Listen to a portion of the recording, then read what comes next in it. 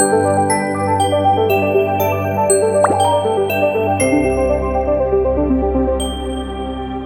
there, people of the internet. My name is Odwo Jagero, and this is Dialogues with Jagero. Today we are talking poetry. We are talking art. I think I'm talking today with one of the best poets in Kenya. You know? Do you think that, how many times have you won the slam? So I've won it once, but I'm the first and only Kenyan poet to have graced the World Poetry Slam stage. All right. So, yeah. So I consider that the beginning of something wonderful in the field of poetry in this country. I hope that we're going to send more and more poets to the global platform. Okay. And I'm also officially, recognized as 7th in the world. I ranked 7th. 7th in in the global scene. So you're the 7th best poet in the world. Yes, according to the World Poetry Slam Championship that we had in Rio. Oh, amazing! Congratulations, man! I want you to give you an introduction to the audience. With our people of the internet, the gentleman is going to Slim Shaka. I'm going to get to your official name, yeah. Or if you don't want to talk about your official name, that's fine. I just want you to tell the audience who you are in a 1-minute intro. So Slim Shaka moves for the masses. With is a different case though. I disgrace fake friendship. Judas, if you say so, I prefer solitude. Burning them bridges is how I set my soul on fire. 3 cook-a-doodle-doos like the soul messiah. I am attracted to a just, chant down the system like Butere girls. Like Wangare Mathare, I am a poet who's crazy driven. Locomotive, I am a tech on tar, a tech totara maluo omera. I am with class like cheers with glass. The grass seems greener when I think I color the world in my ink.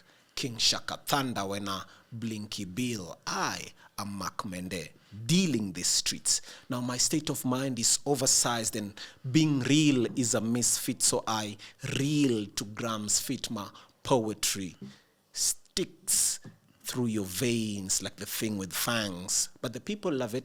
It's a thing with fans, a thing for hearts. It's a thing for blood. It cannot be questioned by a thing with blood. But one statement defines me. I'm just a poet, but the excellence precedes me. A just poet, Slim Shaka. I love it. Why did you decide to call yourself Slim Shaka? Well, I loved Shaka Zulu. Okay. And when I was starting out, I was slim. So I think you're still slim. I'm still slim. Yeah. People ask me what would happen when I grow fat. Like we'll cross the bridge on it. Yeah. Do you think artists grow fat when they join politics? Well, perhaps when they get married. Marriage, maybe yes. Yeah. Okay. Well, you said that you were ranked the seven. I don't know whether to say the 7th best poet in the world according to the slam. The global poetry slam. So slam championship. So poetry is divided into different sections. So only poets who are willing to submit themselves to be judged, because again, art is subjective, But if you are willing to have your poetry judged against other forms of poetry, so you present yourself. So the whole world presents their champions. Kenya presented me. Yeah, and then. So then that means that you are the best in Kenya, according to. Yes, according to Poetry Slam Africa. Okay. Yeah, I was the best, but now I passed the baton to the next. So annually we do this. So when you win it, and then now you pass it to the other, and then you hold their hand all the way to, if they get to make it. So it's different levels. So you have regional championship, and then the national championship, and then you go to the continental championship. Of course, all African countries present their champions, but only 10 represent Africa. So again, you compete, and then the top 10 go to represent the continent against all other continents. And then we are a total of 40 poets globally who then go for the World Poetry Slam. And then now from there, they rank number 1 to number 40 best. So then you were 7 out of 40. 7 out of 40. which is amazing. Tell me a little bit about how you grew up. I hear you talking Luo. Are you Luo? I am Luo. And let me say I am constantly identifying myself, because I was born in the city, but I also did a bit of growing in the village, but you would not call it village because it was in a boarding school. I went to boarding school as early as class 4, but then you are confined in there, and then it's a different set of systems where you're told how to speak, what to speak, and then all through. So I started now identifying my roots after. So now I'm in the process of learning that. And even the art of pack rock, which I'm now learning, where our grandfather would praise each other, was so poetic. I'm now going back and learning how it's done, and then borrowing that in my poetry. Now that piece is, an aspect of pack rock. Yeah. Okay. Yes. I understand that. Do you think that a lot of people that I talk to are not interested in their mother names? I don't want to say mother tongue, but in their indigenous names. So, for example, you will find that somebody would like to call themselves Peter Clinton, and that gives him a lot of excitement. Somebody would call themselves Ken Anthony, like I was named Ken Anthony, and I dropped both of those names for obvious reasons that I don't like them. They don't look like they mirror who I am. I think that I am Nilotic, and not just a Nilot. I come from the lake, so I am River Lake Nilot. So I'm not a kind of a, what do you call the Kalenjins? They are which ones? The Kalenjins are which Nilots? Peter. The Kalenjins are which Nilots? They're not plain. Are they really plain Nilots? I'm not sure.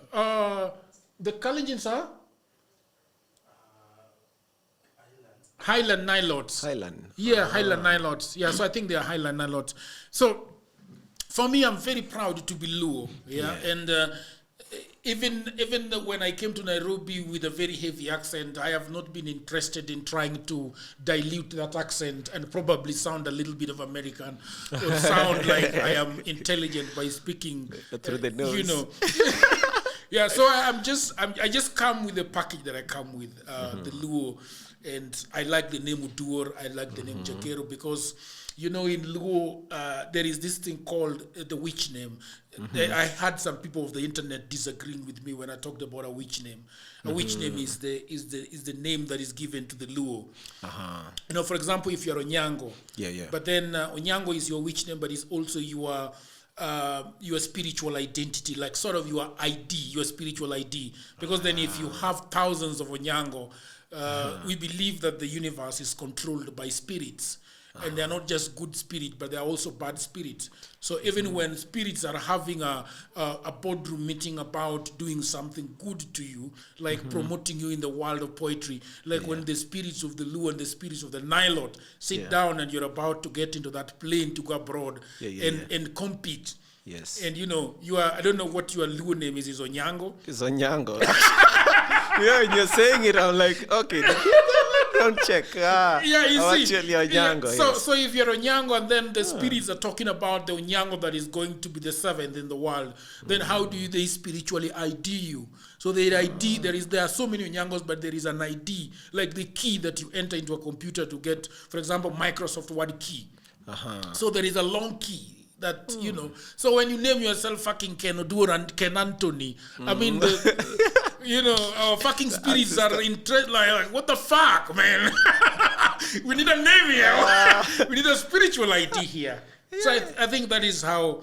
So are you proud to be Nile? Are you proud to be Luo? Very, very much. And I have these conversations a lot with my friends. Is people don't get it, but it's the I still call it the colonial system that we were brought up in, and the messed up education system that constantly whooped us away from everything to do with our identity and culture. You speak your mother tongue and it's like, crimes, criminal.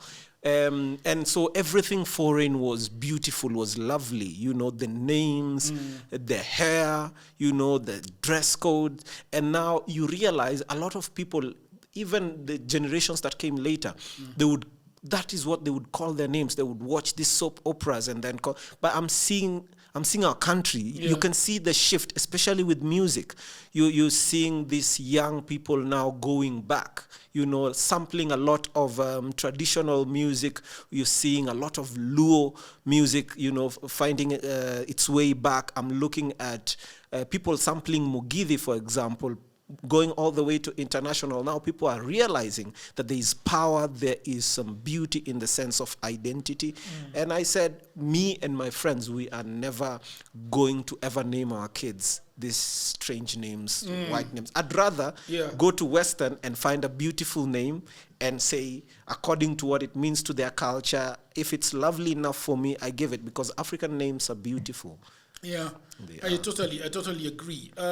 Right, people of the internet, I had to choose to change my clothing. Don't think that we are talking about spirits and they're not. So this guy with the different clothes and in mid-conversation is in another sweater. So how did you grew up in Nairobi? How did you grow up? Did you grow up in Lavington? Did you grow up in Kitusuru? Did you grow up in, Githurai 45? No, I was born in Huruma. Okay. Yeah, so that's where I started off my education, and for some reason I hated school. Okay. Like I'd sneak out of school. We were talking of class 1 to class 2 there. I couldn't stay in school, and my parents found that very worrying, so they opted to put me in a bus and send me to a boarding school where I could finally sit down and study. So I found myself in Migori. Yeah, so that's where I technically... Migori, which school? This one owned by John Pesa. Okay. Pesoda. Okay. It's called Pesoda Complex.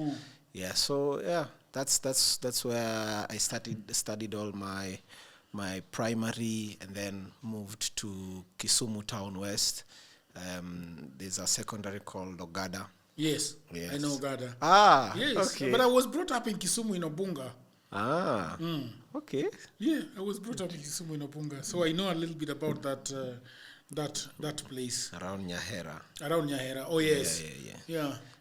So yeah, that's why I did my secondary education, and then came back to the city to do my campus study and finally, unhook myself from education. Yeah. What did you do in the campus level? A very interesting story. So I finally settled to do a degree in hospitality management, but I went to do biochemistry. And then midway, I realized to be a biochemist in this country is no different to being a salesperson for pharmaceutical products, because we have no labs. And midway, I had to make a choice and of course, now weighing my option, the only profitable thing. Because at that moment, you're not studying for career, you're studying to get a career that would earn you money.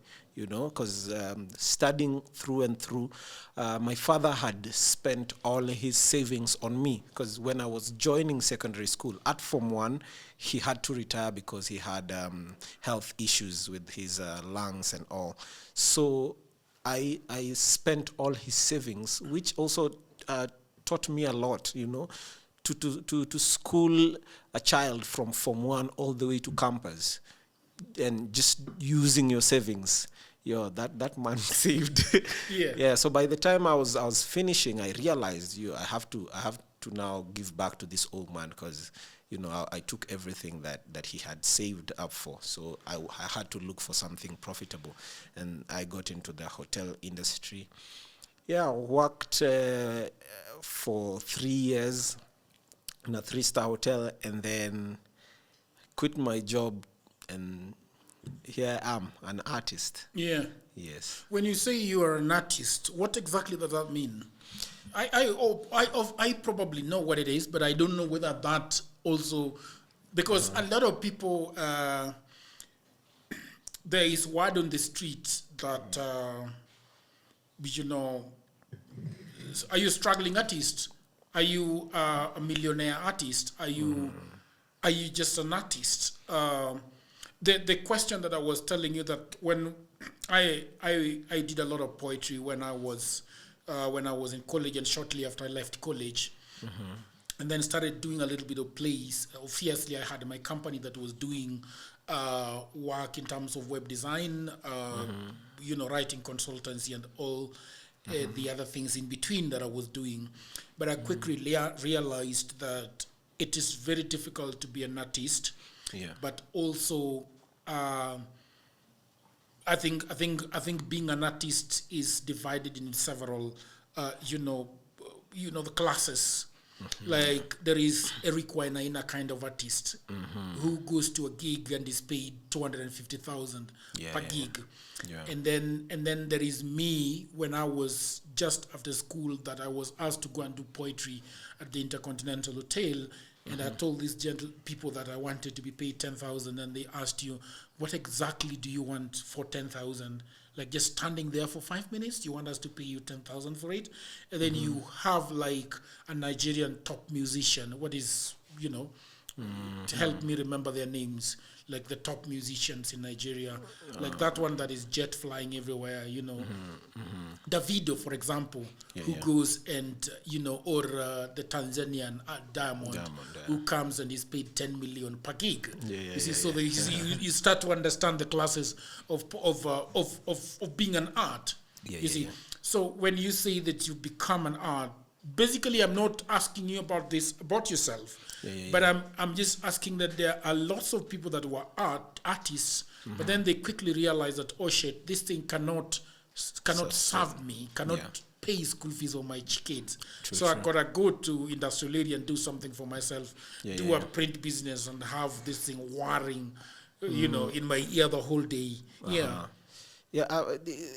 We have that, and also when you look at these different forms of art, you realize there are arts that are not famous, and a lot of people do not subscribe to them. When we're talking about visual artists, for example, those who have to buy a canvas and put their stories on canvas, we poets, we are not comparable to musicians and rappers, and because their market is wider, and we have to throw ourselves into that pool and then identify our audience and then now give them our story. So it's a consistent thing. So in this country, I would say we do not have those who, like an art like poetry, who thrive only on poetry. So you have also other side things that would now either fund or complement that. Others do film, of course, others are into acting. But now it's grown to a place where I, for example, as a poet, when I was coming up, is you asking for 20,000 was a problem. You'd have to do a lot of explaining, and then you win slam poetry. Now people are calling you with a budget of 70,000, and then you go to Rio, and then people now call you with a budget of 100,000. So constantly, it's just finding what I would call your tribe, people who subscribe, people who are willing to buy that. But also, as that happens, someone like me, I have now other forms of businesses that I have to run, like because I studied hotel management. Now I have a team of a catering. I can't call it a company because it's not registered, but a company. I think you can just call it a company because because it does not cease to be a company because it's not registered. Okay. I think so. I flew with my company Core Media for a long time before it was registered.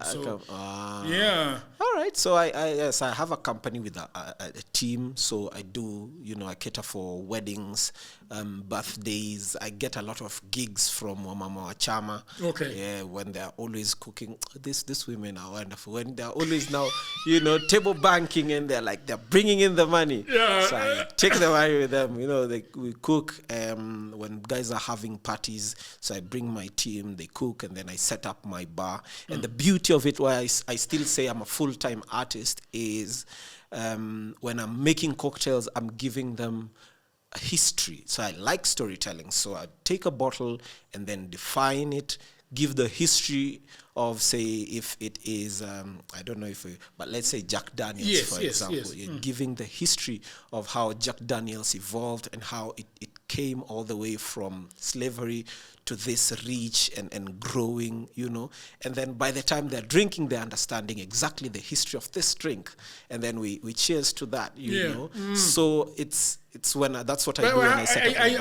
I'm just picturing the whole bar situation, whereby, for example, you are in a bar and you see those movies where somebody has just separated with a wife, or separated with a boyfriend, and then they come into a bar and sit on that stool of Sinatabu, and then they come there. So how do you start the story? Like, do you first of all serve them the drink? As they drink, you tell the story, or how do you foresee yourself telling that story? So I do private gigs. Let me start from there. So someone would invite you in their home. So when they invite you, I have, of course, I have my stool and my bar. Those who want to chill with the barman, and then you have those who would sit away. So when someone comes and sits, I know they want to have a conversation. They're opening up. So the first question is, what would you like to have? And then if I'm now asking for an interaction, they would ask, what do you have?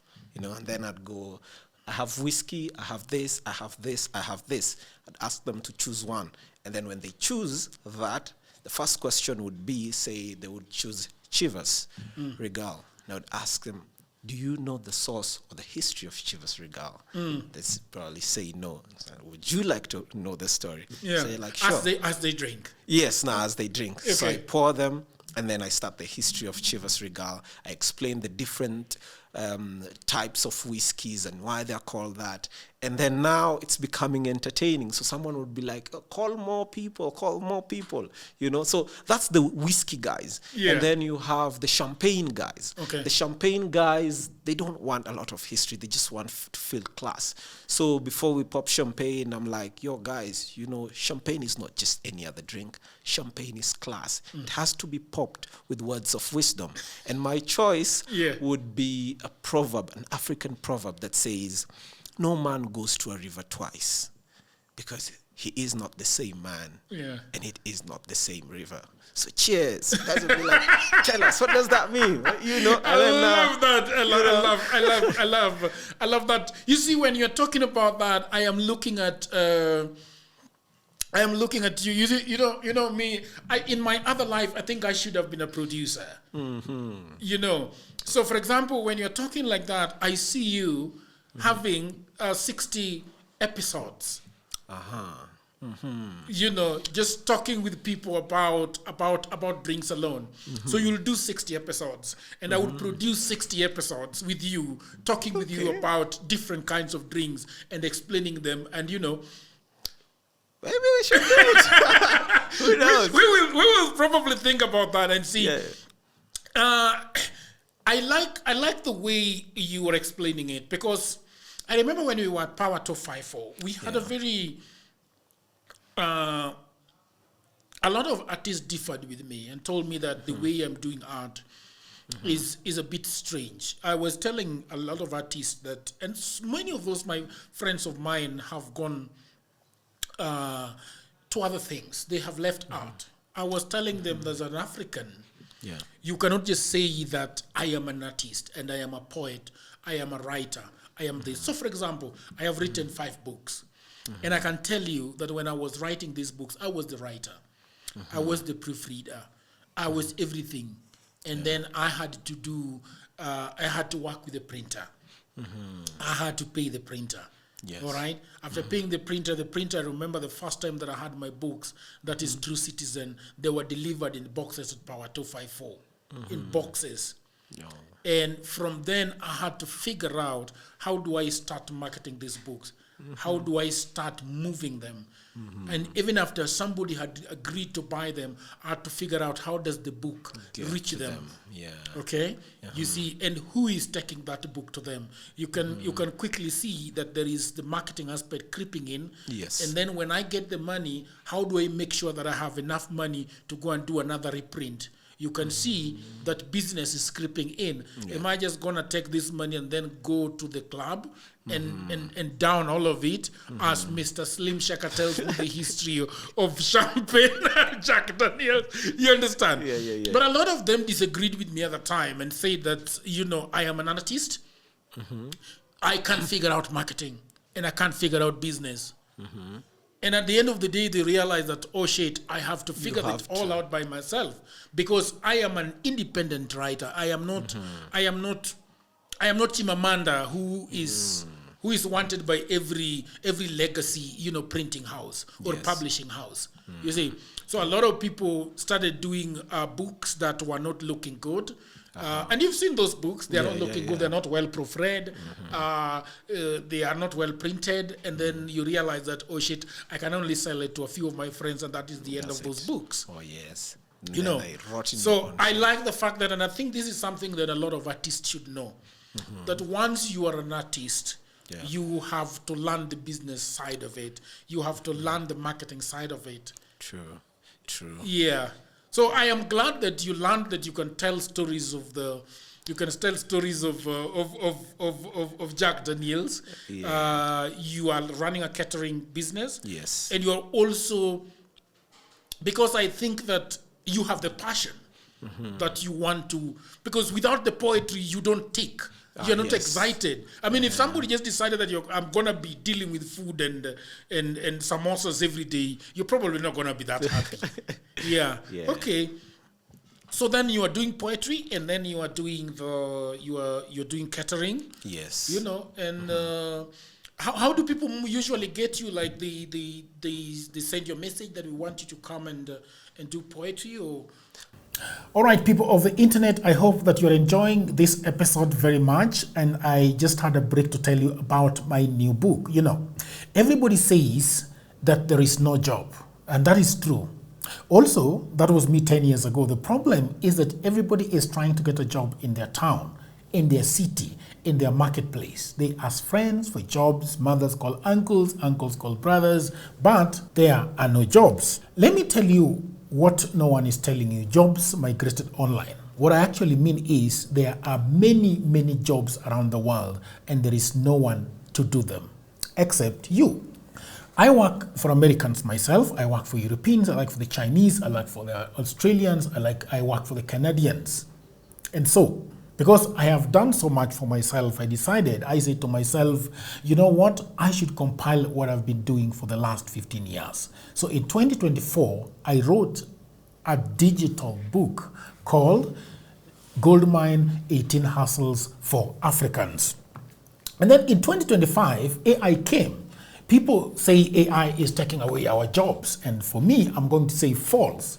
There are actually AI jobs. Jobs are not being taken by AI, but there are new jobs online that are there because of AI. Now, mimi ni nani? I created more jobs. And for now, in my new book, we have 25 online and offline jobs that you can leverage on if you do not have a job. So in this powerful volume 2, I share 25 new actionable online hustles specifically researched and tailored for Africans. My new book provides clear step-by-step guidance drawing from my extensive experience and research, including the mistakes I've made and lessons I've learned over the 15 years that I have worked online. So, what can you do online? You can become an executive assistant for busy folks in Europe, America, Canada, and get paid for tasks like watching videos and taking online surveys. Okay? You can build a lot of things. Build a business as a virtual assistant, start an e-commerce shop without capital, be an affiliate marketer, or you can also become actually an English tutor, and tens of AI jobs. If you have a job, that is fine. But I also know But you can buy this book for that brother, for that sister, for that mother, for that cousin, for that husband who is watching Netflix all day at home. Buy it for your friend who is always asking for cash. You know that friend. Now, all the information is on the description below. You can also inbox me, you can WhatsApp me, or go to my website, which is oduorjigero.co.ke. And now, back to programming.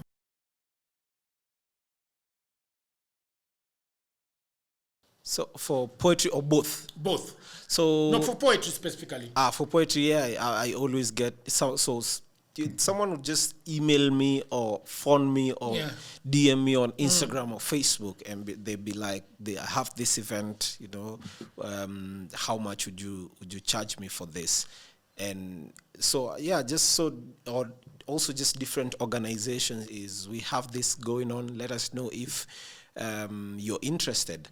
And so we'd go get into a contract, and then I'll do it. So all this just happens snowball. You perform at one place, and then someone rushes towards you. They give you their business card. They're like, I'd like us to work some more. So every moment I'm on stage, I always get another opportunity. Okay. So I am only moving when I do something. All right. Yeah, so that is how it works for me. You get calls from places you don't expect. Yeah. Yeah. You're a happy artist. Let's just say passionate. Happy is a bit different. Yeah. A bit different, especially when you go to other countries and see just how art is funded. When when I was in Rio, we're walking around, meeting the local artists, you're meeting 22, 23-year-old with big machines, SUVs, they're running businesses. They're like, I'm a full-time poet, I just ran this open mic here and in the next state, and people donate and get organizations that are willing to fund us. And they're like, you coming all the way from Africa, you are an African chap, you must be way better. Yeah. And it's difficult to explain it to them because they've never left Rio or they've never left Brazil. So in their world is, if I am like this, what about they who had to travel 15 hours? And you realize, it's way different. That even how you're treated at the airports, like in my own country here, I already have a courtesy visa to Brazil. That means I'm a guest of the state. But this person who's supposed to give me my ticket is asking a million questions. They had to go and check if that festival actually exists on the internet, At a Kenyan airport? Yes, right here at JKIA. And then it's like they're just trying to frustrate me, And then I land in Rio, and when they look at my passport, they realize that you're an artist. You see it in their faces, it lights up, and they're like, welcome to the country. How is your country? We are so excited that you're coming to this. Make more friends. We love it. We love you here. And so I asked Brazilians. I saw it, their face was different, and they told me it's because their biggest revenue is brought in by art and athletes more than these other professions that for years they've always been thought to run the country. But that side, it's art and all that. Someone was telling me it's only a thief and an artist who can wake up, they can go to bed as paupers and wake up as millionaires, and the world would accept it. Yeah. Only a thief and an artist.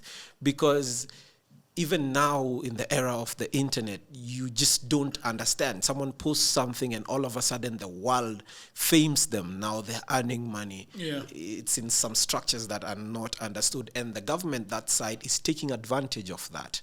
So that is how different that is here. We hope, in time it's going to change. At least artists are going to get, their worth, and it would not be as difficult even getting help, from the government in terms of. So another difference is other countries, you're meeting people from US, people from Asia, Japan, and they're like, they had to be hosted, by their ministries. They were celebrated. The government did a party for them before they came. Hey, I on the other side. Yo, I wrote letters. Some of them, I think, there was one from the ministry. I got an email response, I think 4 months after I was back. And they were like, please visit this other office and explain your situation. So it feels like I was someone who is having a problem and they need help. That is how it looks.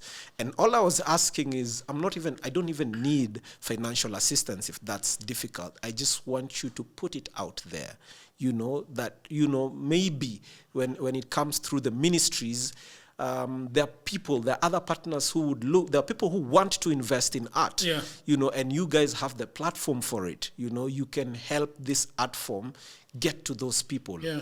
I think in terms of Kenyan government helping artists, I think Kenya is probably the most dubious country in the world. Because, for example, I was talking to somebody. I had a problem in Spain. But then when I came back, I was told a story that was really crazy. That a professor friend of mine told me that he was in China, and he lost his passport. And when he lost his passport, he called the embassy, and the embassy couldn't help him at all because he didn't have any money, he didn't have anything on himself. Everything was stolen, and so he wasn't able to do anything. They asked him to travel to the embassy, and he had no way of traveling to that embassy. So a friend of his told him that the city where you are is Uganda has an embassy there. Go there. So you know what the guy did, because his whole life he studied in Uganda. So he showed up at the Ugandan embassy and said he's Ugandan.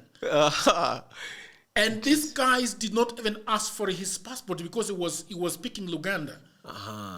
So he had to come to Kenya through Uganda because it's the Ugandans that had to take him to Uganda.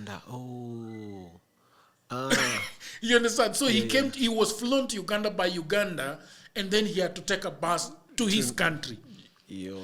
When I lost my passport in Barcelona, they asked me, do you have money on you? The Spaniards, the immigration in Spain. They asked me, do you have money on you? And I said that yes, I do have money. And then I was wondering why they were asking me if I had money, because if I didn't have money, then they would call the embassy, which is in Madrid.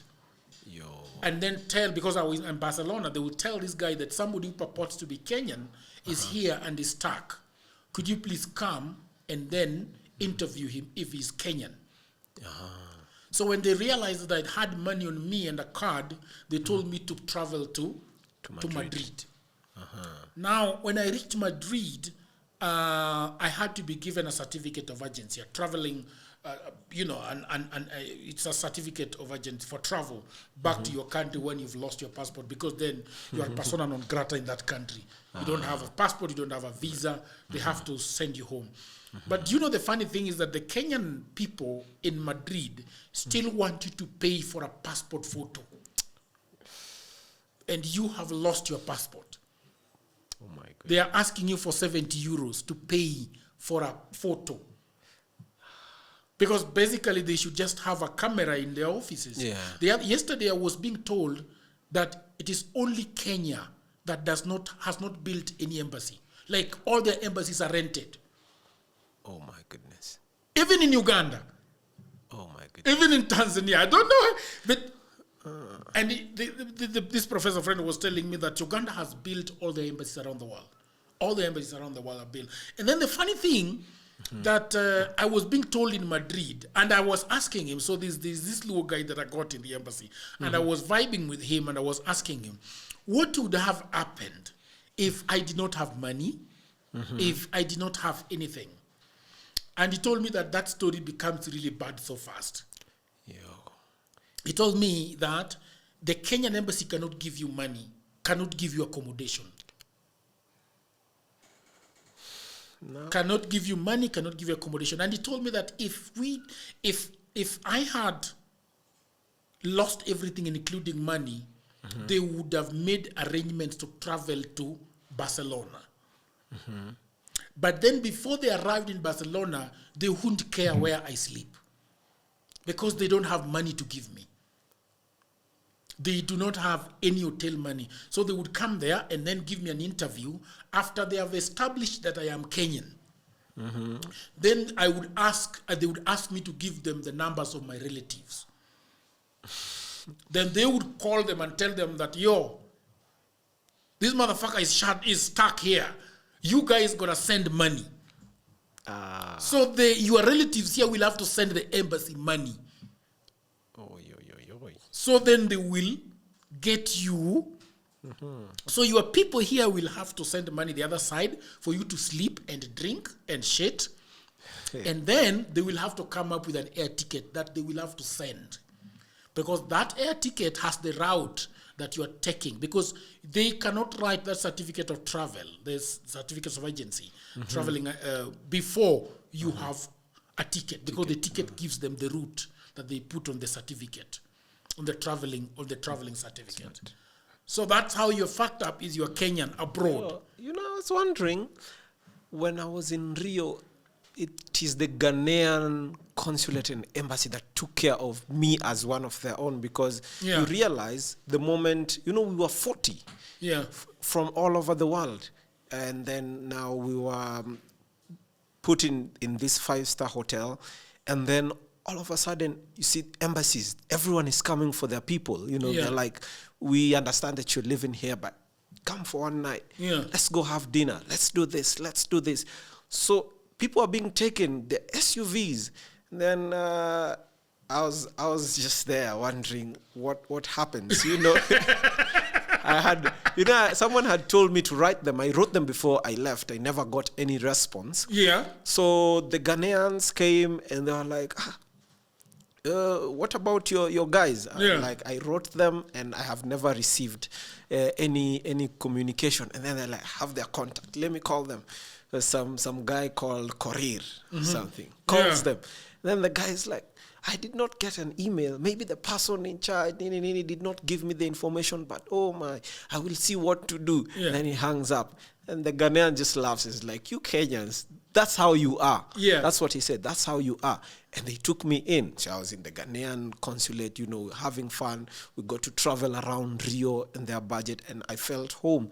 Gave me gifts, because everyone was receiving gifts from their embassy. Shit. I come back. In fact, the Kenyan embassy, the Brazilian embassy in Kenya. They are the ones who really took care of me. Like before leaving, they ensured that I have everything I needed. When I left, they were still in communication. When I was back, the Brazilian embassy here was talking to me like I was part of them. Even when I was home, they were like, "How was your stay?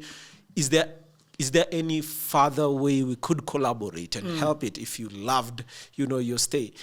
The Kenyan ambassador, after he was in his own business, didn't even care. Even after the whole thing was done, he never reached out. Every time I try reaching out this Kenyan embassy, they look at you like problems. Like even this guy is this minute office that Kenya calls an embassy in Kigali. I once went there. And this guy was like, I presented him with a problem. I was going to do an event there, and the guy came and saw me for I think 5 minutes, and he was so much in a hurry to leave. And I had it's really terrible. But let's go back to poetry, do artists usually have there is a way they look. There's a way you look with dreadlocks. Why do you think a lot of artists have dreadlocks? I'm asking this question for the larger part of the world. What is your relationship with the dreadlocks? I got the same question when I went. There's a school in Roy where I was going to teach kids about storytelling, and apparently they had also invited 4 other artists. And when we got there, we realized, oh shit. We look like Mama. Yeah. And the person who had invited us, the teacher in charge of creative arts, kept insisting to the kids, you don't need dreadlocks to be an artist. Okay. But there's no way he could convince the kids because even initially, he came to that school when he had dreadlocks and he was an artist. I think dreadlocks are very similar to tattoos, It's the art of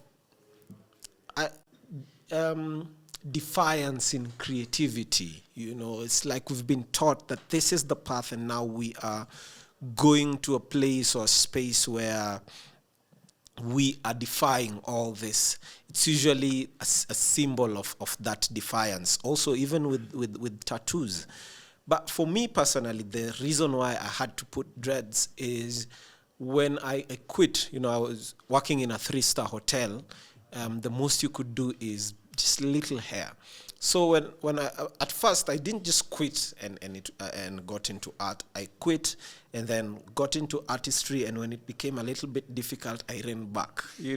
And my boss was understanding, and shout out to the director of Ciala Resort and initially Melili Hotel. That was my boss, very supportive, very understanding, Madam June. And they always had a space for me. They was like, if it gets difficult, you come back. We have a space for you. You'll always have a home here. So I decided. So first things became hard. I went back, and then I came back to artistry. And then after some time, it became hard. I went back again. Then went back to artistry, and I was like, no. Till when, I decided to put my locks, because then if I wanted to go back, I'd need to shave. Now that would be a much more difficult situation, and then years after years, it becomes even more difficult. And finally, here I am. So that was my decision to just put the locks, because I know I would have to shave them before going back into the hotel industry. And funny enough is now, with my business, people just like me with my dreads, and I still do it. Yeah, I imagine they like you a lot when you're talking about Jameson with your locks, right? And it's different because so thing about Rastas is you have to sometimes overcompensate. So for me, my suits are sharp. When I'm going to do my thing, I have to really dress like. In a way that when you walk in, they're like, this guy means business, So yeah, sometimes I've had to think about it, and I'm like, if I had short hair, I could as well just go in a t-shirt and jeans and still do my thing. But now with dreadlocks, walking in t-shirt and jeans, you don't know how people are raised, So yeah, but when I do my suits, I realized people accept me more. So it's easy for them to open up and us to have an interaction, which is the essence of my job when I'm catering and doing the bar. Yeah. All right, great. Let's talk about let's hear some poetry now. The first poem that you want to talk about is called Plastic Everywhere. Plastic Everywhere. Yes. Let's talk about it, and then so you can look at the camera. You can. I like the way you did it last time. You are a full artist, man. I like the way you could play with me, looking at me and looking at the camera. So we'll just do that, and then you can, after you've done the poem, then we can talk a little bit about it. Yeah. It's the one with it's the one that talks about people in Matatus. Yes. Okay. Yes. Let's talk, because I think that's also a very good conversation to have. All right. So you take it, man. What is it called? It's called Plastic Everywhere. Plastic Everywhere. Yes. Have you noticed how the world is littered? Plastic is everywhere. Oh, I met a polystyrene plastic couple. The marriage was kind of complicated. I call it polyethylene terephthalate. The man played a faithful husband, The woman played a clueless wife. Life played the hitless game. Death played a silent knife. But they stayed for the children, just like plastic. Durability outweighs toxicity. It's like music, their souls are burdened by the notes, whose symphony is undecomposing, but the melody is growing too dark for hope's comforting. How reputation hangs on familiar pain. Hurt me only in the ways that I have learned to heal, and I will stay. That's my propylene philosophy. Plastic is everywhere. These streets are full of tattered souls. The streets are rich with the stench of decaying poverty for the souls in the illusion of movement. Now the souls on concrete walking, and the souls on concrete shivering. Then finally, concrete on souls. Our souls bear us witness. For survival we live and return on investment. Only death give us the pleasure of retirement. The polycarbonate career builders, you should see them every evening in their vehicles. They are like corpses, moving in their caskets, watching the world from a tiny window thinking, rest at last. We pay a price for freedom. Some go hiking in the mountains for the unforgettable feeling. Others hang from their unforgettable ceiling. But the plastic surgeries, then the plastic smiles. 'Cause until death do us a party, man is mortal, but plastic? Plastic is forever. Amazing. Let me ask you a question. Yes. Do you think, I really love the poetry and the piece rather. Mm-hmm. You know, sometimes I really want to speak with a lot of respect for other people that do things differently. Mm-hmm. So for example, I have never been employed since I left college, and I've just done my own things. Interesting. Mm-hmm. And I have found that life really fulfilling. Mm-hmm. The fact that I don't have to sit in an office from 6 in the morning all the way to 5 mm-hmm. in the evening. Mm-hmm. And you know, when people go out and say that I love my life that is full of freedom, mm-hmm. it's full of beautiful things, which is true, mm-hmm. right? Yes. And then you find these people that have no otherwise to sit but to sit in the offices. Yes. These people that have to wake up mm-hmm. In Ngong, for example, or in what is that place called Kitengela, for example, mm-hmm. or Thika Road, Ruiru, for example. They have to wake up at 5 in the morning, and then have to fight the jam all the way, and then show up in the city mm-hmm. at around 8 in the morning mm-hmm. or 6 in the morning. Then they have to go into these offices that are pretty moldy and smelling bad, and they have to stay there. Imagine somebody that is working in a print house downtown, and he has to be there and have that noise the whole time. Mm-hmm. And then at around 5:30 in the evening, they will saunter towards their bus stations and make that crazy line and stand on that line, looking at their phones, doom mm-hmm. scrolling, and then getting into those matatus. And then suddenly, as that bus goes to Ngong Road, or it goes to Mombasa Road, it mm-hmm. goes to Thika Road, mm-hmm. you can see the dead corpse in that matatu, as you say in your poem. Yes. And this is extremely philosophical. Mm-hmm. Do you think that life is like that some of us will have to be in their caskets, although they are still living? Mm-hmm. Or do you think that we could live in a life where we are all just like animals? Like we don't have to go to any office, but still we have got to eat. Do you think that we have twisted this thing? Do you think our world is sort of running anti-clockwise? It's pretty interesting because I mean, you see, life is very. It's like what someone makes of it. Like I remember some time ago, someone asked me, "What is home?" You know, and I and my friend were like, I think home is where I get to be buried.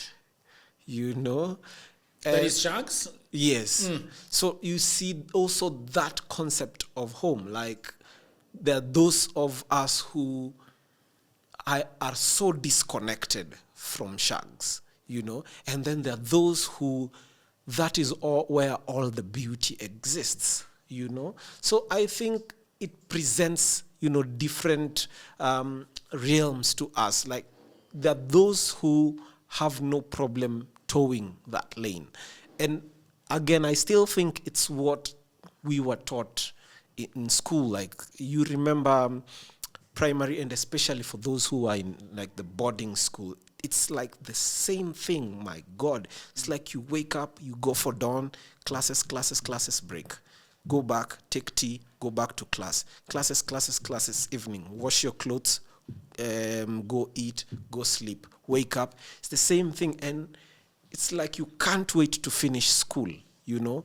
But now also with life, you see there are people who have no problem with that. There are people who, as long as they are able to live through and everything is promised, you know, that paycheck is promised and you are able to pay rent and there's no frustration, they would rather live to that. And then I realized we who have wandering minds, you know, we can't, it's just hard to be there. There are those who, that is everything. That cycle of, we may call it redundancy, but they have learned how to be very comfortable in that. So I think it's just how the nature of a people. Yeah, so there, like, but there are people like who are artistic. They with wandering minds, you'd rather just kill them. There is no life in that. It's too redundant, you know. And there are those who it's just good enough. And I think it is an idea. It's an idea then of prisons, you know, because, for example, you're looking at somebody waking up at 4 a.m, you know, being in that jam all the way to, let's say, 7 a.m. in the morning, and then going back and reaching home at around 10 p.m., you know, cooking ugali and then sleeping and then waking up at 4. From the outside looking in, you're thinking that this is a person that is in prison. So you look at him, he's within that prison wall. But him who is in that prison wall does not see prison.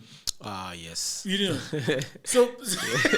So perhaps then sometimes I think what it then tells us is that you got to know your prison. Ah, very true. Right? So if that is your prison, then you want to get out of it. But if you like that office tea at 10, you know, and you love that window 45 minutes where you're just gonna go and bitch about politics and then go back to work again, and then, you know, have that biscuit and strong tea at 4, you know, that is their life, that is their heaven. And so do you think that we should be very careful about talking about other people's prisons? For example, a white man might come to Kibera and talk about, this place smells of shit, these guys need to move. You know, the government has always gone to Kibera people and told them that we're going to get you houses, you guys need to move. And then you build the houses, these motherfuckers don't move. Like, this is heaven. What do you mean, you affordable housing? That's your affordable housing. This is our affordable housing. You know? Now, I'm about to think, for example, when I was living in Kawangware, I really hated that place, man. The 10 by 10 shack without electricity, and we had to line up in the morning to go and shit, you know.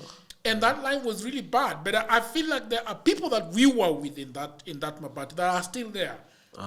So, you know, it is not my place to tell them that that's a prison.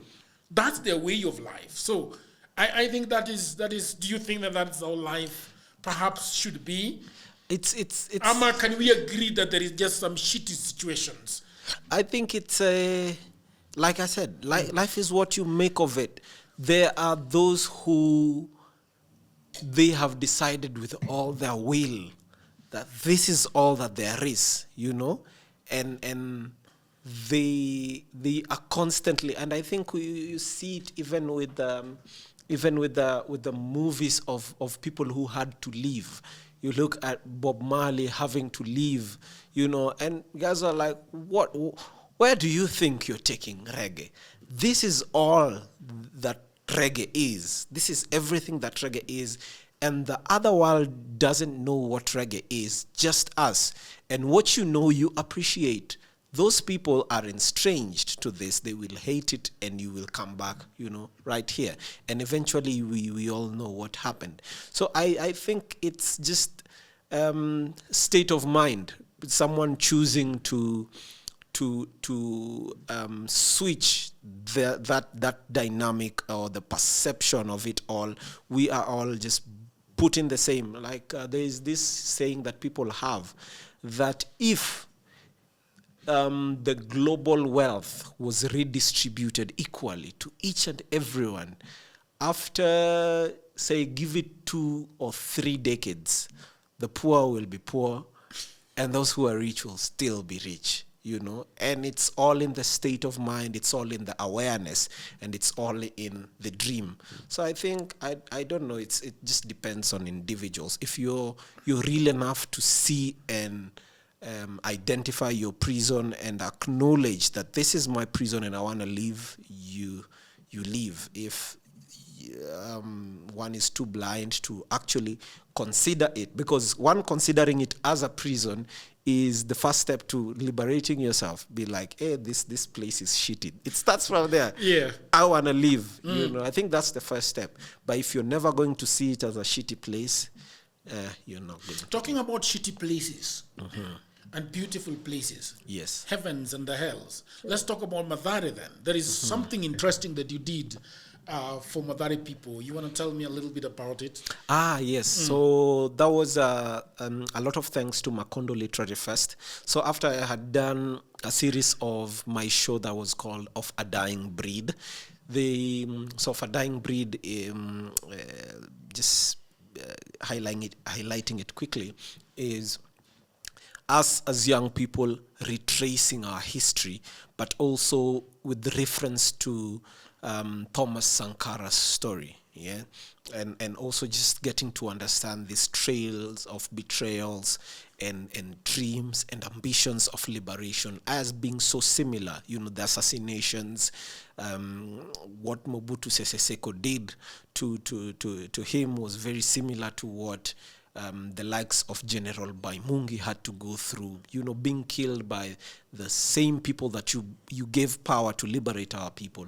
So now it was very successful. We had, after the whole show and taking people through that journey and then having conversations, it was a success.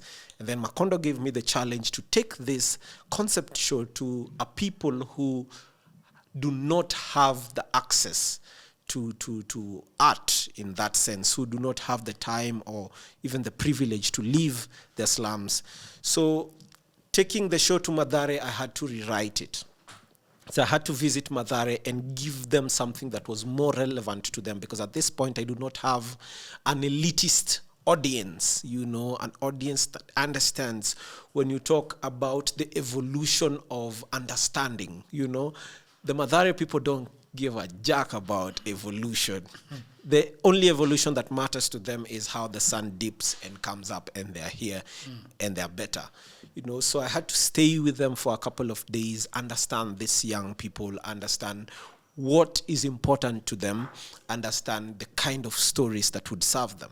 So I went into the libraries, did a research of Mathare, traced it all the way back to 1600s. And then now I started to give them a story, this place and I asked them questions, and they were telling me, everyone is like, this place, there's no food, exactly that, it stinks like all the time. Like, how we say when you get out of the city and you are somewhere in Naivasha, you immediately feel a breath of fresh air. These people have the same feeling when they leave Mathare. Like when they just get into CBD, to them it's like, finally fresh air, when there is no shit in the air. But that place is police brutality and muggings and murder and drugs, to a point sometimes they have to make a decision whether to get drunk and knocked out or get something to eat. And even after not eating for a day or two, someone would opt for drugs, because even then it would take them out of this world and maybe take them to some utopia. And now, after understanding that, I gave them the story. This place being now reimagining, it's very green, it's very beautiful there. The Mathare River is still there, beautiful streams. Can you tell me a little bit about what Mathare was before it was Mathare? So during this period, of course we know the Nairobi that time was shared. Of course the Maasais had a huge chunk of Nairobi, but also the Agikuyu from the sides of Kiambu were also there, Now Mathare was this one place where the Agikuyu would go and pray because of the Mathare River. They would go there and pray, and you follow it later on to the 1950s, where even the Mau Mau did most of their rituals there. In fact, there is the Mau Mau Road that is there. That was where, through the help of Pio Gama Pinto, weapons would come all the way from the Black Panthers to India, and then to finding ways to Uganda, and then into Kenya, but it would go through Mathare. That is where they would share and then have their rituals.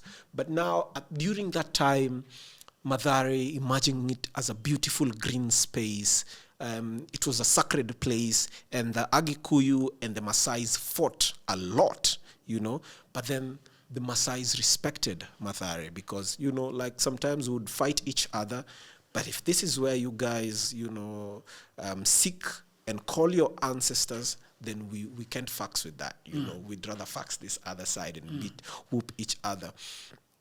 And that was the time when even Mungiki was formed. A lot of people don't know that Mungiki came way before the Mau Mau. But at that time, it was because of the conflict between the Agikuyu and the Maasais. And the Maasais, people know them as seriously brave. They are willing to give up their life for their cattle. The Agikuyu, not so much. So they had these people who, because to them they had crops. So the Maasai would be like, crops are for cattle. If you are farming crops, you're the fool. These crops grow along, so they would drive their cattle there. So the Mungiki were a people who were willing to fight to death to protect those who are not willing to fight. So it'd be like, you give us your contributions, and then we will protect land for you. So when they come, I am willing to die for my people. That is how Mungiki was formed. And when it was safe, they didn't have reasons, and they were not as what they are considered nowadays, the sect that kills. They were just protectors. And even during that time, they were considered protectors. But again, with the emergence and then colonization, they died down. And then Mau Mau came. But now, the settlers, you realize their settlers are along Ngara. Yeah. Those, the Indians. They are the people who are given the section that is Mathare and that whole side. And then later they realize, oh my goodness, there is rock for building right here. And then they realized they could sell. So they started, mining slowly. They started mining this place, and then they were getting rocks and they could sell. And then the colonial government realizes, oh, there's money here. So how it became too populated is by the time the colonial government realizes, the Indians had brought in a lot of people from the rural areas to Mathare so that they could work as miners. And when the government realized we can also make money from this, they allowed people to build shacks, because now there is no way they could go all the way back to reserve and then come each day. So you have to stay somewhere. We can't let you stay with our people and whatnot. Right there, you build your shacks, find ways you will survive, and then mine for us at very poor wages. And then now they had to move a little and then leave the quarry to the miners. And so I come to the city, I mine, and then I realize I'm making money. Let me call my brother, build him a shack right here, right next. And then now, years after years, and then the government realized, oh shit, there are thousands of people at this place who are just enjoying the proceeds. It was never monitored. There was no plan whatsoever. By the time they realize that there are generations that are born here, and they have nothing, there's nowhere they can take them. And that is how Mathare became a slum, all the way from precious sacred place to this place that is forsaken. And I was telling them, the importance is understanding your roots. That was the essence, is when you know that in all this filth, despite of all this filth, there is sacred, there is wealth, there is beauty, there is divine, then you will see yourself as powerful people. And now from that perception, you will be able to grow, approach the world. We played a song by an artist called K9. I think you also know him. He has a song that says,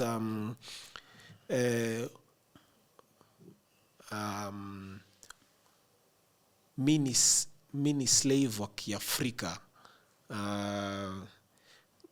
usinione na manguo zangu zimechanika, mini mfalme ni mavazi tu yamechanika. Yeah, so mimi si slave wa Kiafrika, mini mfalme ni mavazi tu yamechanika. So it's just after a long fight, people may not recognize a king coming out of battle because they look all this rusty. And that is the song. We played them over and over and over. So we used music, rap, puppetry to tell them that the moment you accept yourself and see yourself as powerful, you will approach opportunities. When you see yourself as weak, pathetic, and desperate, you may not get the opportunities that you want. And the world doesn't care that you are born here. The world wants what you can give, how you view yourself. And leaving that place, I had people now, they were a bit, happier that they had to be born in a sacred place. Now the story, that's the interesting bit about it, is all those people that left that hall, they had stories to take back home.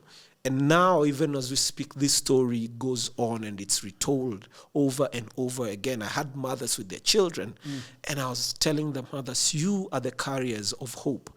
Now, the babies that you have, tell them these stories, retell it, and ensure that your kids grow up with their awareness that they're not this shit that they see. There is much more within them, and they have to tap into that. So that is the beauty of storytelling, and that is how we did the production that was Historia Junguku. Yes. When you say it was a production, what kind of production was it? So it's a storytelling, music, poetry, storytelling, music, poetry. Did you save it? Did you film it? Yes, it's recorded. Again, the editing costs are still. You have not edited it. Yeah, it's still within because it's a 2-hour production. Okay. So I have a number of guys working on it. So it's gonna take some time, but I will surely release it. Oh, great. Yes. I think you should do what is it called, a listening party for it, so that you can call us and have a listening party, and then probably just curate it in the 45 minutes of something great, and then after people have seen it, then you can have some conversations around it. Yeah. That would be very nice. Let's go to the second poem. What is it called? What did we say it's called? The sad poem. The sad poem. Yeah. Yeah, that's the sad poem. Yeah. I will let you do it. The sad poem. All right. This is the sad poem. No need. Sad poem runs these streets. Tell me, Who wrote it? A poem so mysterious that it made Ouko's death exactly that. A poem with the list and names of the killed and maimed, of fighters got tamed. God damn. Who killed him? Rest in peace, Oro Jode. At the bottom of what these men love, political survival is carved into hate their hearts like a complex sculpture, living life in frames of a portrait lies, painted in the true colors of a sad poem. But who wrote it? Who ate us alive and still cried wolf? Who murdered our mothers and still played golf? Who kills the youth and blames it on the roof, and the rope takes away all our hope, turning youth into corpse? Tell me who? Who betrayed Dedan Kimathi? Who killed General Baimungi? Tell me who let the dogs out to bite the truth? Who killed Tom Mboya? Who killed Tom Mboya's killer before justice made a kill? Tell me who? Who stole our land? Who killed Saitoti before the plane could land? Who kills and masks it? Who puts you in a white casket? Rest in peace, math professor. We have dead, death, aftermath processors. We have debt in depth. We have economic depressors. We have a sad poem, and it runs the streets. Tell me, who wrote it? Who makes the truth a death trap? Who makes the youth look like crap? Whose frustration could make your heart stop? Now who makes this feel dangerous? Tell me, who tried to frame Okia Omutata? Who tried to kill Patrice Lumumba? Who kills and sings Hakuna Matata? Are they the ones that killed Jacob Juma? Are they the ones that slap newborns with bills? The ones that don't care how it feels, dying in a hospital where treatment is sealed, in a country where corruption seals everything Mwananchi depends on? Tell me, who has the power to kill just for you? Who could kill you just for power? Who lies to the public? Who steals from the public? Who doesn't use what's public? Who thinks he owns the republic? And who even kills in public? Reminds me of the sad faces, the faces you only see at places where death touched what hearts loved. We are hopeful in our pain, no suffering in heaven. We're seeking healing in our graves, like life is a disease. For the blessed are the deceased, for they know what heaven is. Oh God, there's always something good about the dead, nothing good about dying. These bleeding wounds lose more than just blood. Dear Lord, fight back. Rest in peace, Pio Gamapinto. Here, to seek freedom is to seek a different path where you find death when you're awesome. Here, to seek freedom is to seek a different math. You find X, you find Malcolm, homophones for homicide. Sometimes it sounds like Baby Pendo, sometimes it sounds like Msando. Rest in peace. Sad that he had to die in the line of duty. Now, you be careful. You don't want to be pushed off a 4-story stanza. Be careful. If you don't want your throat alliterated, be careful. And no, you don't want to be knocked unconscious by the same hands that swore to protect you, the hidden mystery of a deliberate irony. And no, you don't want metaphors shot right through your heart, because this poem is for the wicked men who will use your tears to quench their thirst, for they never identify with the victims of their actions. Rest in peace, Lawyer Willie Kimani. You are remembered, because here, good leaders don't kill, just the opposite happens. It's sad that our politics are always in tune with those who grieve. These killings are always in perfect consonance with the rhythm of a sad poem, a poem that is written after every 5 years. You tell me, who wrote the sad poem? There are people that are killed every now and again in our history. Yes.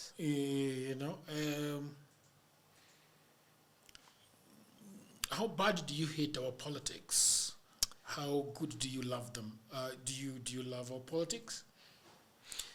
I don't think I love our politics. I think our politics are grounded on a lot of greed. Well,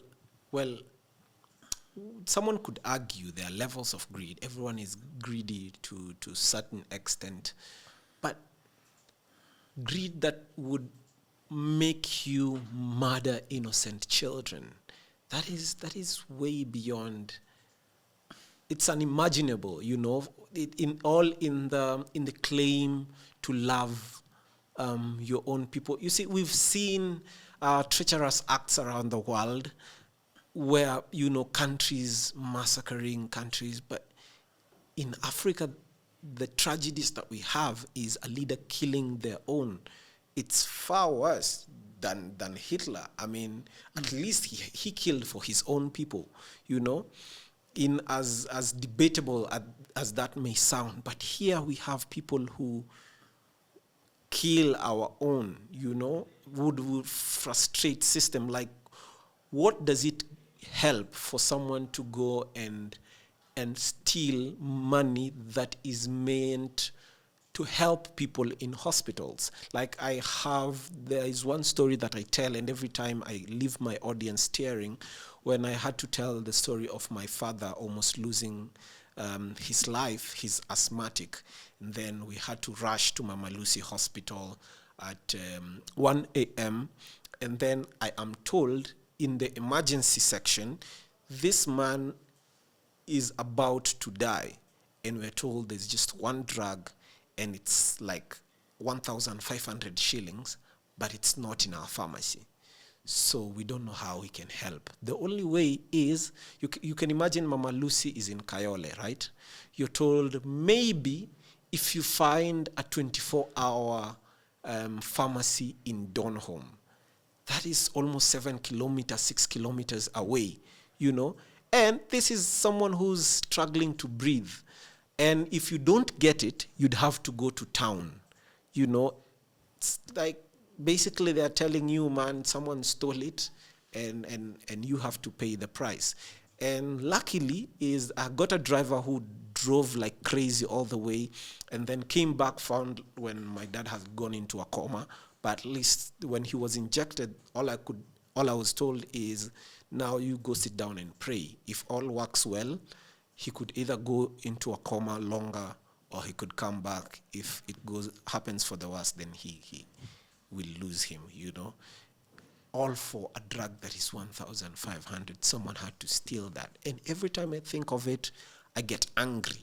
And when I tell it to my audience, someone comes and says, there was a lady who came up to me and she was tearing up and saying, it felt like you were telling my story because my mom died because the drug could not be found, the injection could not be found, and I was not fortunate enough to get a driver who would say, I would risk my life, you know, to go and get you that because that guy had to run like hell, you know, going for that drug. And you can imagine these things happening on a daily.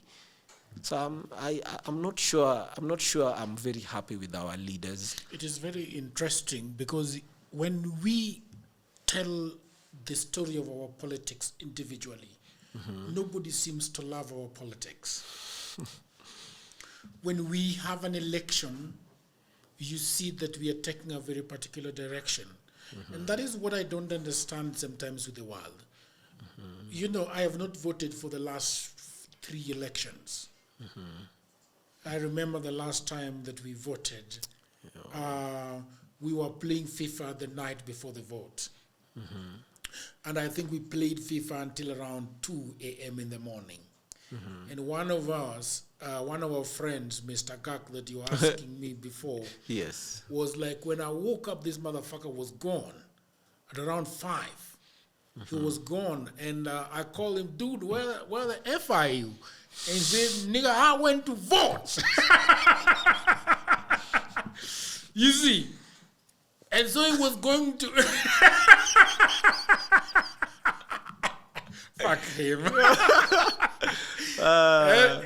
He told me my ninja went to vote, and he gave me, you know.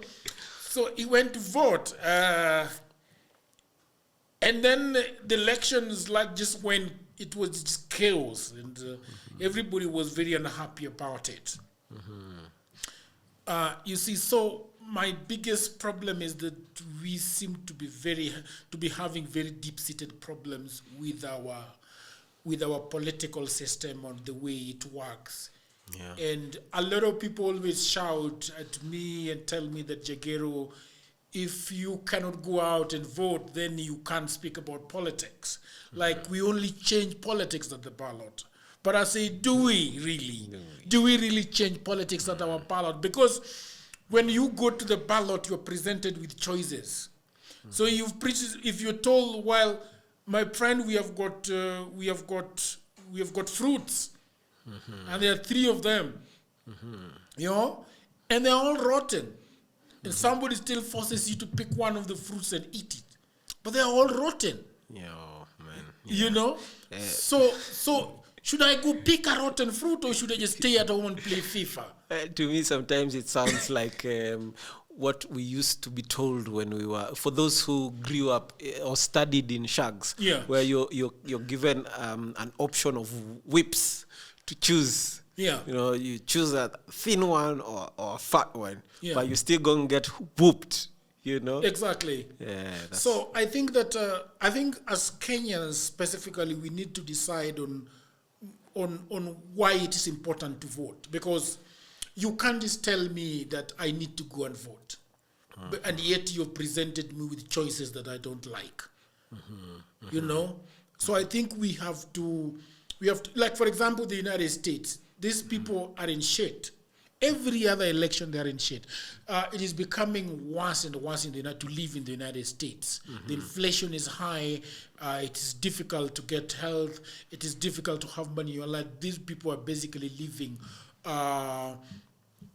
credit card to credit card. You see the way they say check to check? These motherfuckers are on credit card to credit card. And you know, every election they're presented with only 2 candidates. Can you imagine?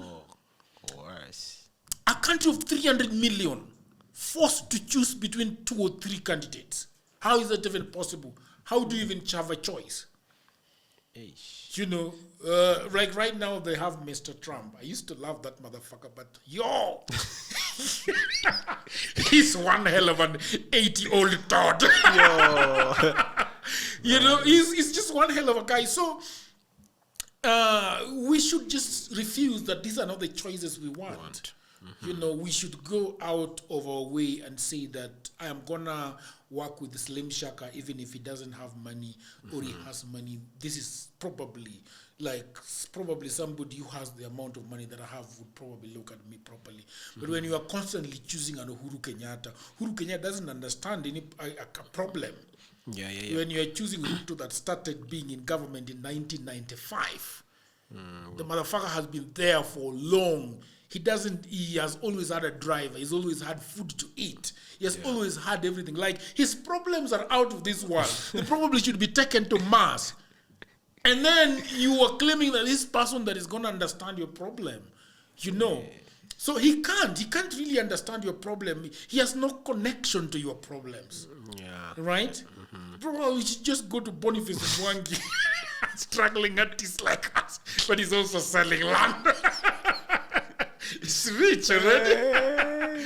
Anyway, so do you think that these guys that were felled by the bullet would have changed Africa, like Pio Gama Pinto and Thomas Sankara? I mean, that is left in the mystery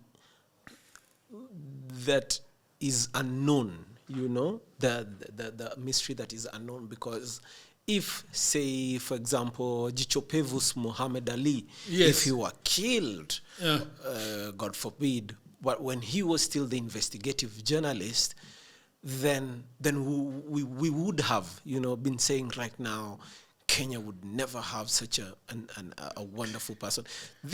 Some people have, you know, been fortunate enough to go through the tastes of time and be tested. You know, now you're looking at them and seeing, you know, so Jichopevo is really not the kind of person we really thought they'd be.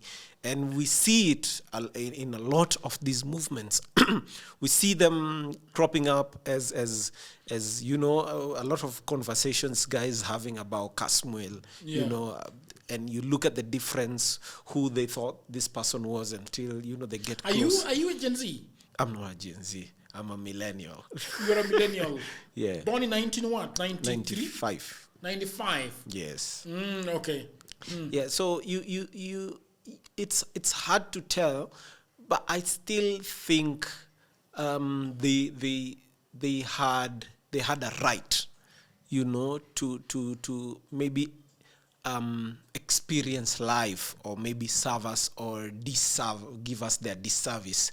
Then we would be able to judge them fully in the span that we've gotten to see them in the fight of freedom. We've seen Mugabe also. If Mugabe had died when he was, championing. Still young and fresh. Yes, people would have, now he'd be in the same caliber with the likes of Thomas Sankara, Yeah. But now, after, people are like, Yeah.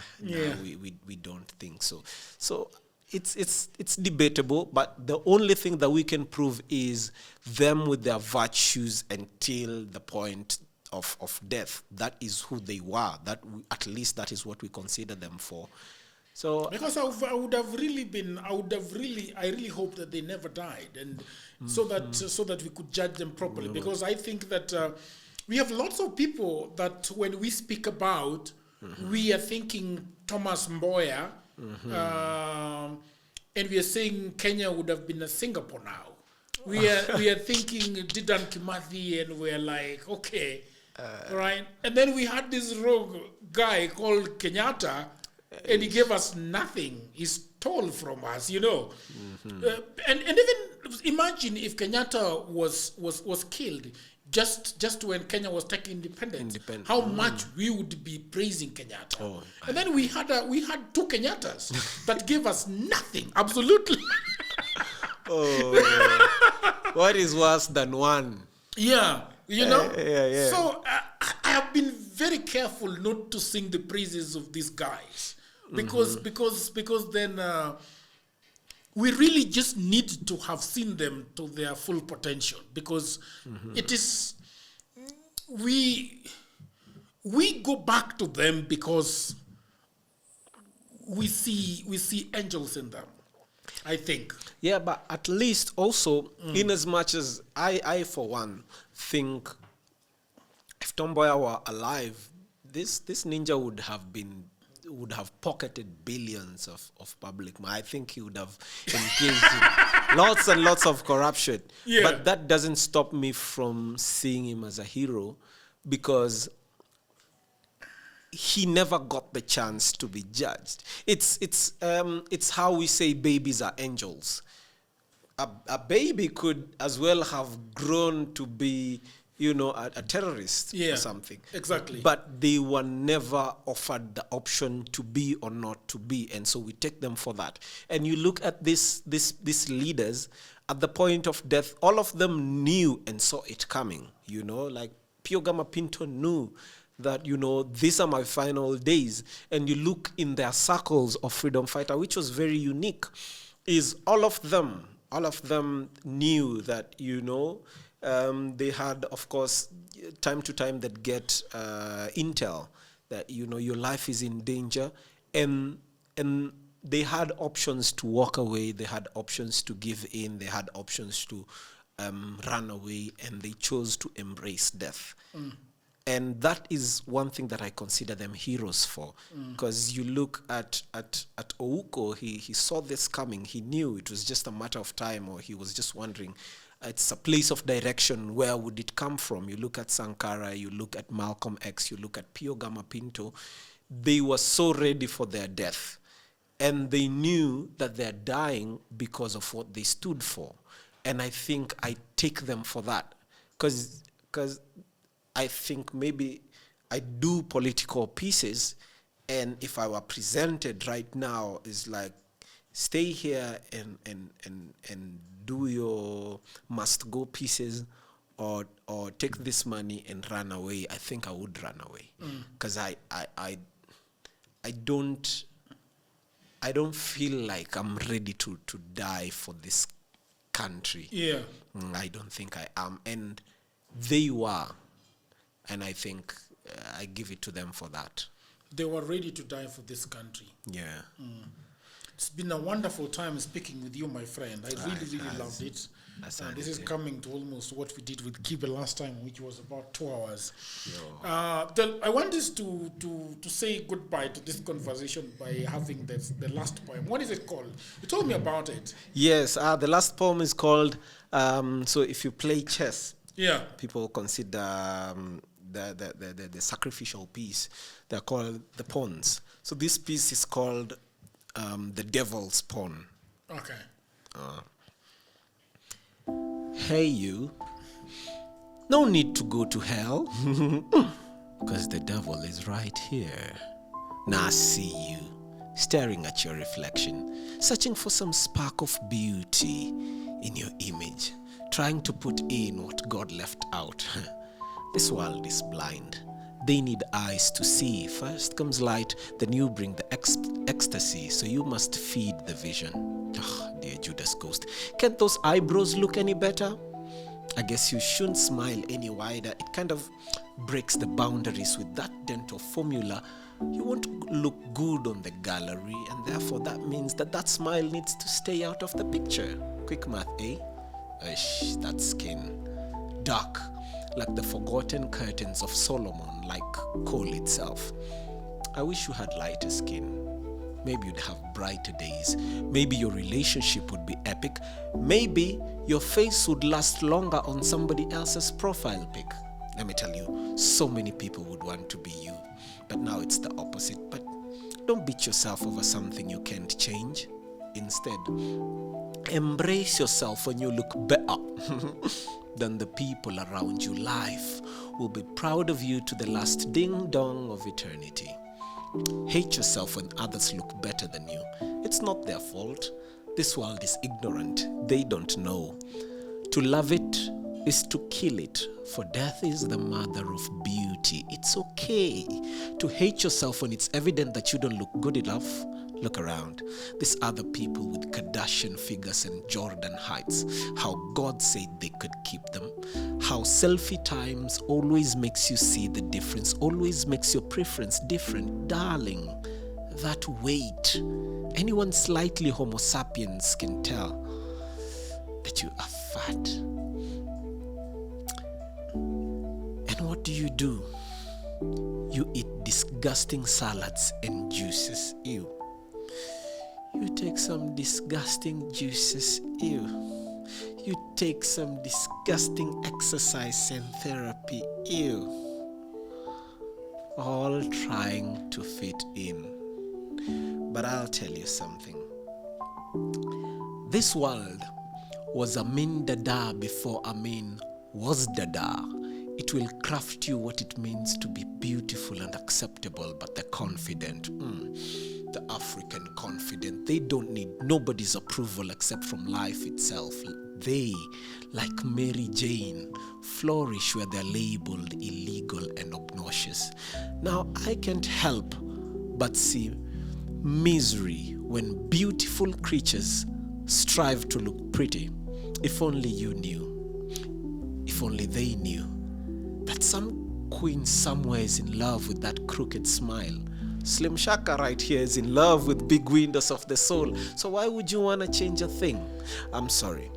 But if you still seek your definition of beauty from somebody else's dictionary, no need to go to hell. The devil is right there. Thank you. I love it, man. You're talking about, in this poem, like the way other Africans call them, poem.